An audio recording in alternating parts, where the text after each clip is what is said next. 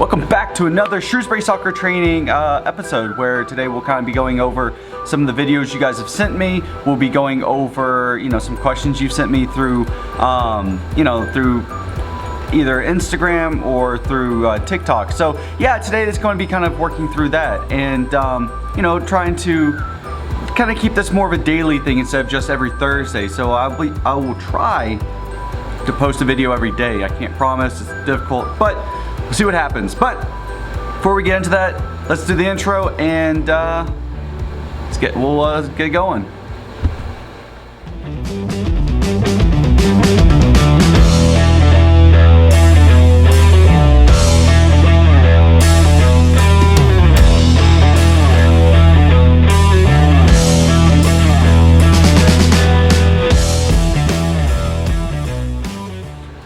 So let's get into it. So this first one, it kind of demonstrates a little bit of what happens when the center defensive mid doesn't drop back and cover the top of the box. One of the things I noticed with this video was that he had so much time to just shoot the ball. He was able to take a touch, he was able to see where the goal was, and was able to pretty much rip a shot from a standstill. So this is what happens when you aren't effectively communicating step 2 or marking your man. And this usually is a breakdown in communication on the defense, or someone that just couldn't be bothered to step 2. It happens and usually results in a goal, especially if you allow the top of the box like that to be left open. So this shot was very nice, it was very well placed, and to be honest, it definitely wouldn't be easier if you're against a high pressure team, just because those kind of shots usually have more pressure added to them. But with this one, you definitely seem to just kind of receive the ball and take your sweet time. That's one of the reasons why center defensive mids, you've got to pay attention to who's receiving the ball and to be able to control your space, because if you can't control your space, these kind of shots are going to be very often and very common, and that's not something you really want to deal with.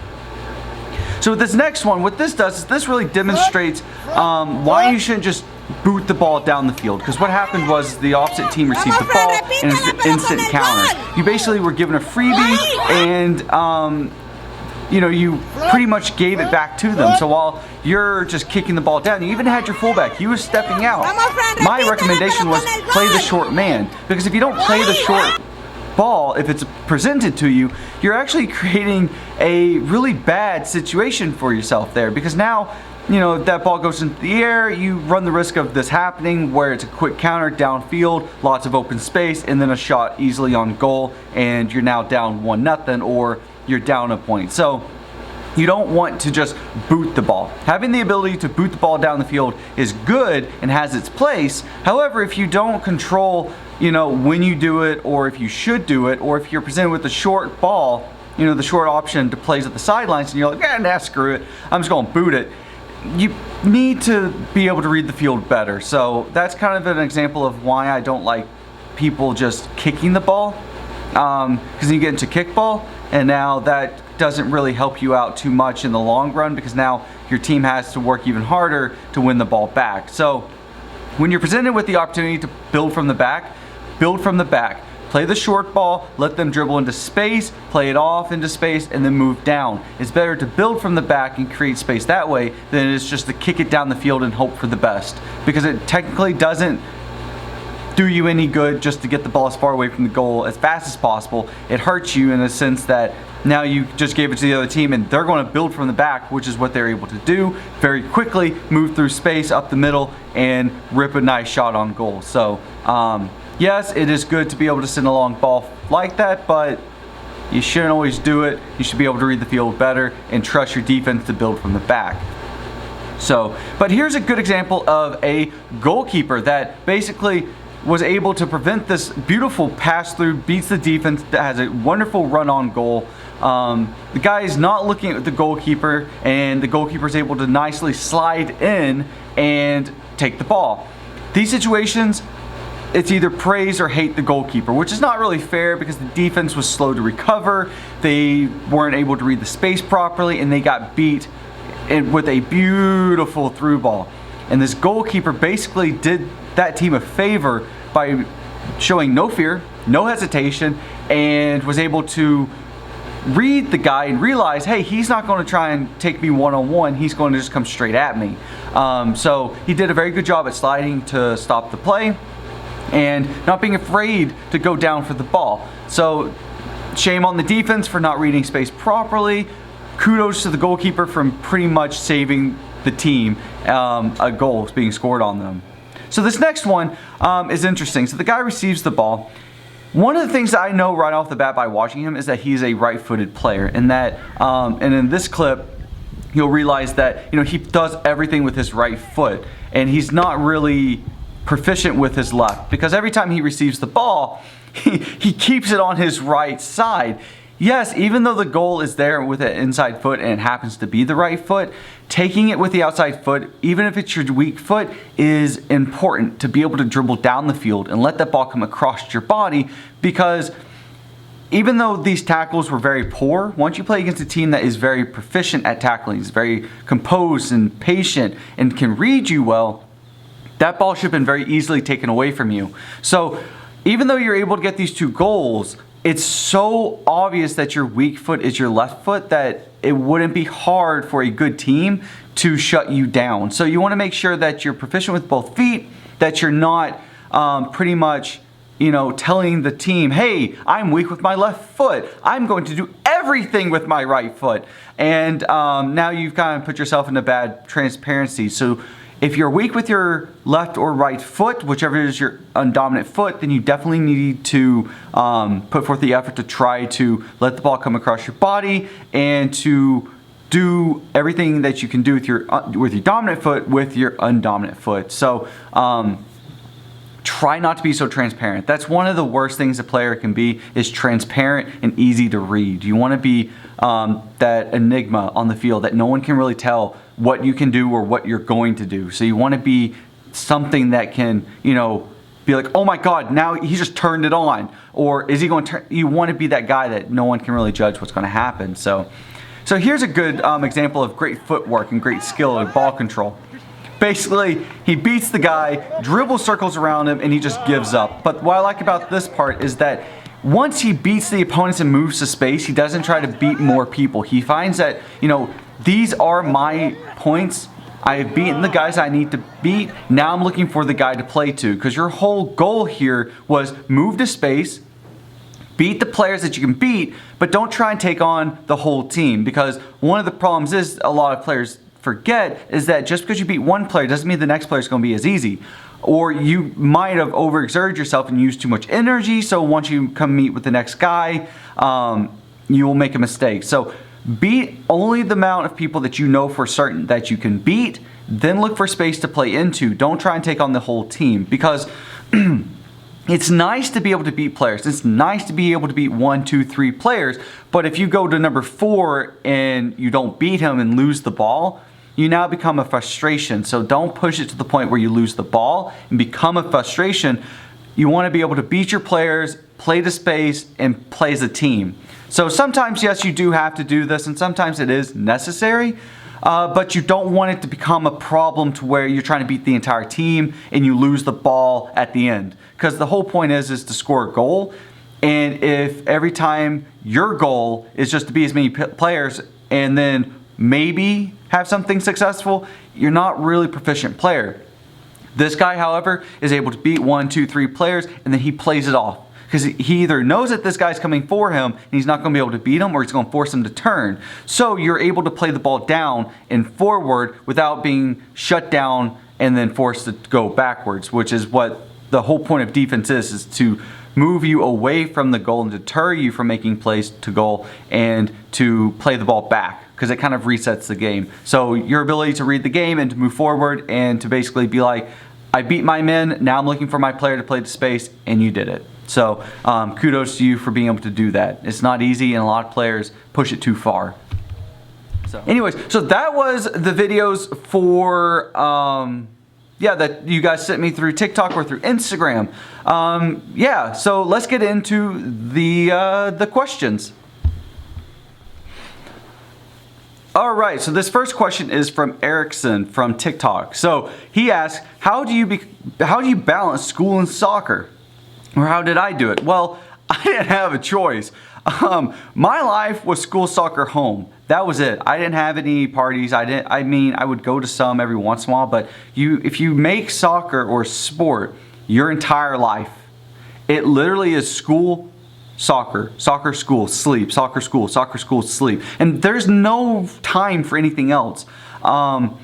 And basically, whenever I was on my way, so I played in Memphis. I lived in Arkansas, Jonesboro, Arkansas. And basically driving between Jonesboro, Arkansas to Memphis, Tennessee was basically 90 minutes. So I'd be driving an hour and a half to soccer practice. During that time, I'd be doing homework right after school. I'd do homework. I'd do all my stuff that I need to do for school. I'd go to practice. We'd practice for about an hour and a half, 2 hours, sometimes longer. And then on the way home, I'd sleep. Basically, that's what it was. And it was pretty much Monday through Friday.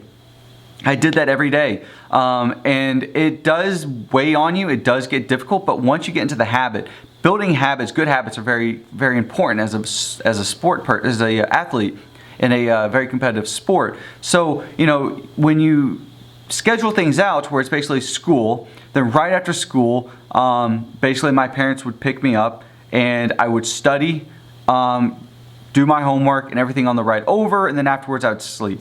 And then I'd get home, I'd sleep, and basically do whatever else I wanted to do. So that's kind of what it was, and it's sometimes difficult to balance what you want to do apart from going to practice. And if you're serious about soccer, you basically have to give all that up.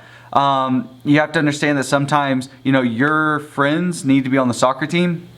Unfortunately, for me, it wasn't easy because I was playing on a team an hour and a half away, and these guys obviously did not go to my school.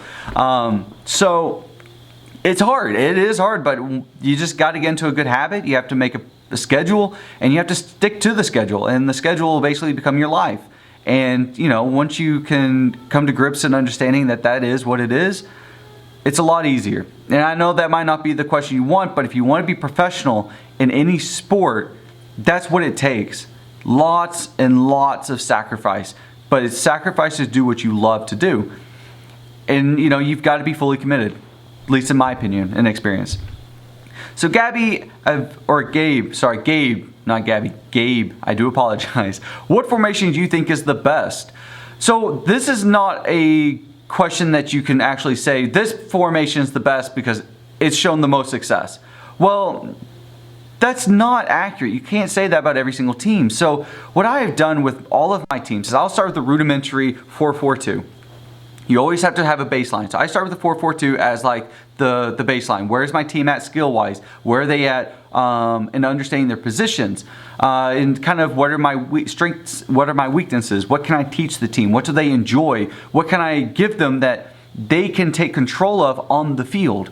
And you could have the 4-3-3, you could have the 4-3-2-1, you could have the 4-1-2-3-4, whatever it is that you run. As long as your formation works for your team, then that's the best formation. Basically, you have to take in consideration is how well do we stay compact? How well do we manage space and execute ball to space? And how well do we control the counters as well as downward and forward press? And once you take these into consideration, then you can start building your own formations. And in my opinion, building your own kind of formation is more successful than trying to take a formation from another team and copying it. Because once you if you start taking, let's say, Chelsea's or Man U or Barcelona's or all these professional teams, you start taking their formations. Well, there's a lot of teams that are looking at them, taking those, using them so they know how they work.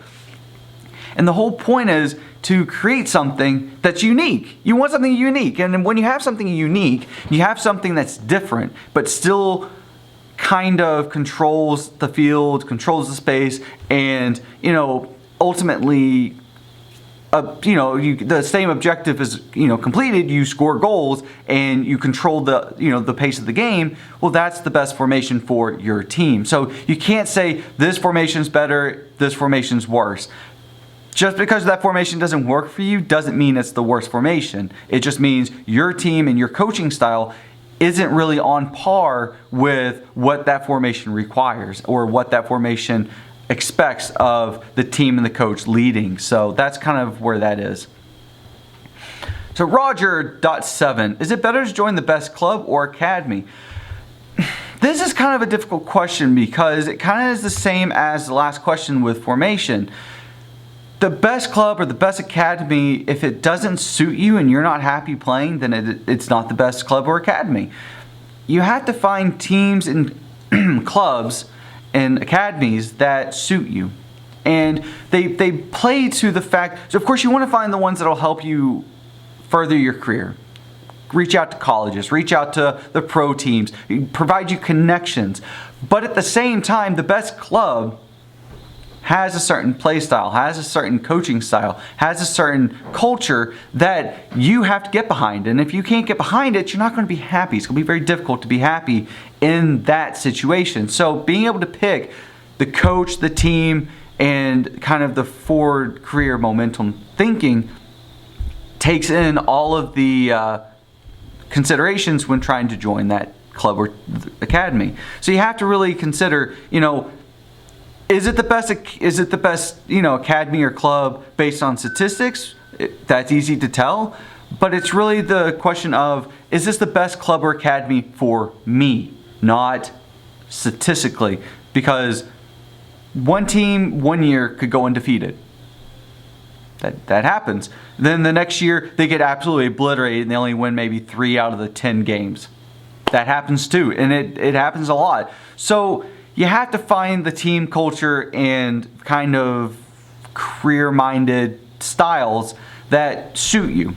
And there's no right answer. There really isn't. You just have to find which one helps you get into rhythm and helps you accomplish everything that you want to and pushes you to try harder, but also keeps in the idea that you love the sport and that they want you to hold on to that, not let go of it because you're not happy. All right, so that's about all the time we have left for this video. I'll be answering more questions and going over more clips in the next video. But if you guys ever wonder why I sometimes leave things out or there's always seems to be little things missing from my TikToks, is because I can talk for a very long time on just one little aspect of soccer. So whenever I'm trying to cram all that into 60 seconds, it's actually incredibly difficult. That's the reason why I'm happy to have YouTube. So thank you so much. Don't forget to hit that subscribe button and to click the notification bell to be reminded every time we upload a video or every time I upload a video. And also, if you'd like to support the channel, you can buy some merchandise by going to shrewsburysoccer.com/shop. I don't make a whole lot out of this, so even though the price is like 40 bucks, I'm only making 2. So even though it's not a lot, it does help tremendously, and it always makes me happy to see when people have my stuff on. So yeah, anyways, thank you so much for watching, and we'll see you in the next video.